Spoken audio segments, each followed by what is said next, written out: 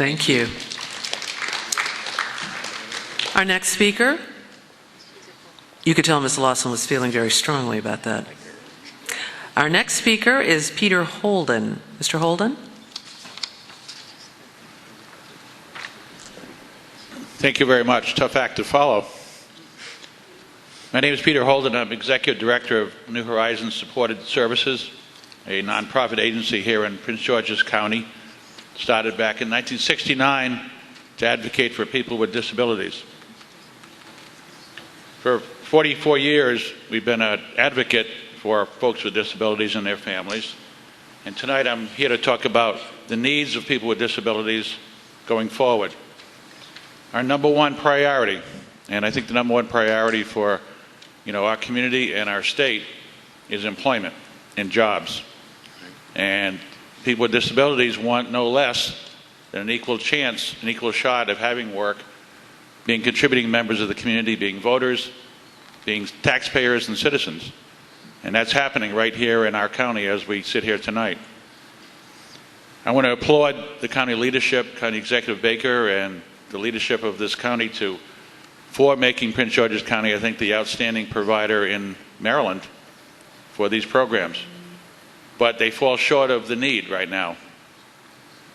As human service providers, we certainly are partners with local government and state government in meeting residents' needs. But tonight, as I said, the greatest need is jobs. Last year, our agency served over 185 individuals, 18% more than the prior year, and 25% more than the year before that.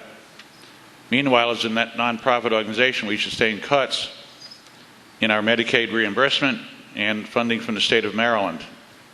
Now we're very concerned about further entitlement cuts because of the so-called fiscal cliff.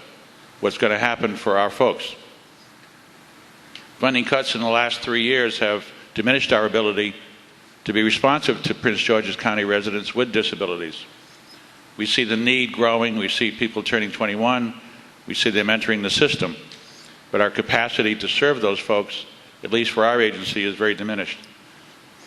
We want to thank you for listening to our remarks tonight, and we are seeking support for our project at the local, state, and federal level.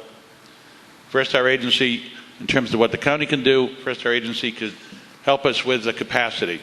And we appreciate the county executive identifying a location here south of here in Cheverly for the reconstruction in the neighborhood of a community center, community resource center.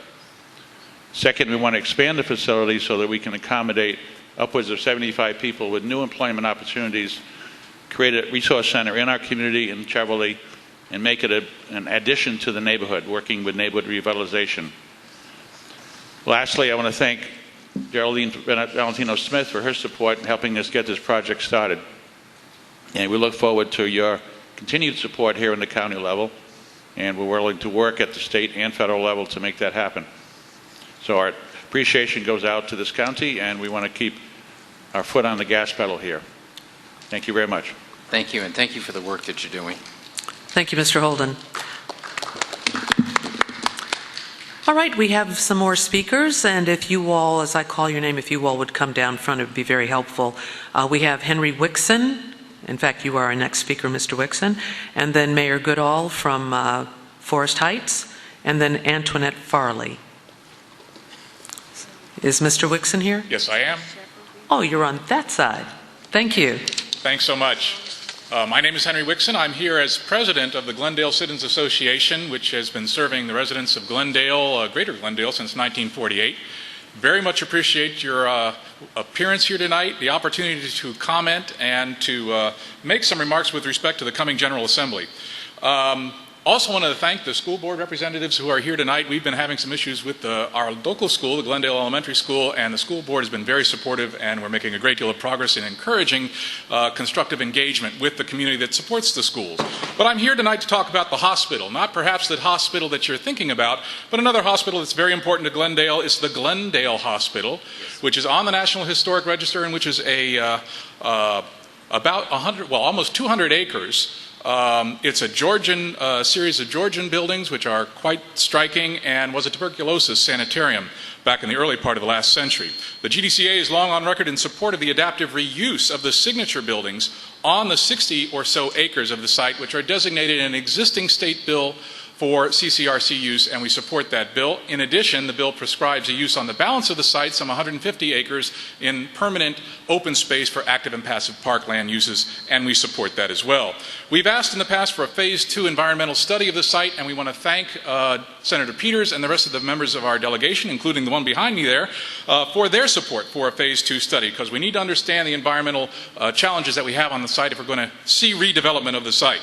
We've been encouraged by our discussions with the Baker administration and with the executive's focus on economic development. The Glendale Hospital presents an opportunity to promote economic development here in the county, to promote historic preservation, to create jobs. I think it's a win-win-win-win-win all around.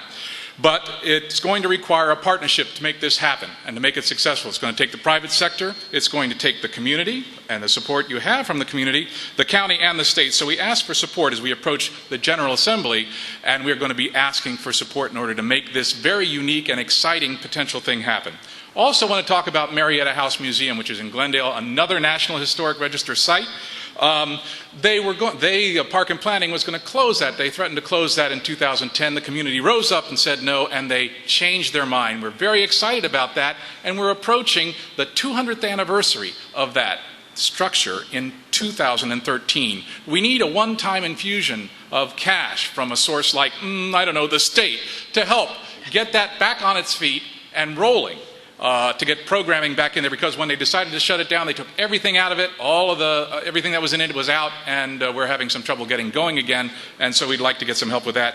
And finally, speaking of Marietta, which is on on a road called Bell Station Road, which is a county-designated scenic and historic road, we are still working with BG&E to try and resolve how they approach tree trimming on historic roads. Senator Peters, you very kindly gave us a run at a utility bill in 2009. We'd like to take another run at that. And again, thank you for the opportunity to testify. Thank you for coming out. Thank you, Mr. Wixson. Mayor Goodall. Oh, goodness, I'm so short. Good evening, County Executive and other elected officials in the House here. This evening seems like I've come full circle. Last year in January, I came to the delegates asking for an impact fee for the town of Forest Heights. Should a license be granted for Prince George County? I fought very hard to keep a license out of Prince George County.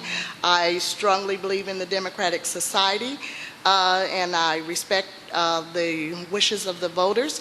So I am back again asking that the delegates, the county executive, please consider the fact that Forest Heights is within a quarter of a mile of the proposed National Harbor site and less than a mile from any site that may be at Rosecroft. In 1950, when the original casinos were placed or were voted on in Prince George County, there was a line that was put in there that said any local jurisdiction within 4 miles of Bach Road and St. Barnabas Road would be entitled to an impact fee. Forest Heights is the local jurisdiction that is within 4 miles that the original creators were speaking of. And so I ask that we still be considered for an impact fee. When I look at what has happened to other jurisdictions where there is impact fees that have been granted to municipalities, such as in Perryville, where they receive 35% after they negotiated with Cecil County, and 10% was given to Bel Air, which is 4 miles from Ocean Downs, and Worcester County gave Bel Air 10% impact fee. I think it's no more than fair that Forest Heights receives an impact fee, because we will be gravely impacted by a casino being built in the area of our town. I am prepared to ensure that our town continues to move forward and not decline because of a casino in our area. And I will do everything that I possibly can. However, I will need assistance, just as other municipalities will need assistance with police protection. And County Executive, you did state that other jurisdictions would get the police protection that they would need because we will, in our communities, because we are 550 credit score communities already, we are areas that have known to spend most of the money that is going to the lottery. And I assure you that when we have the casino here, there will be an impact on our local jurisdictions. So I hope that police protection and added police funds will be given to all of the municipalities, and that Forest Heights will get an impact fee. Thank you very much. Thank you very much.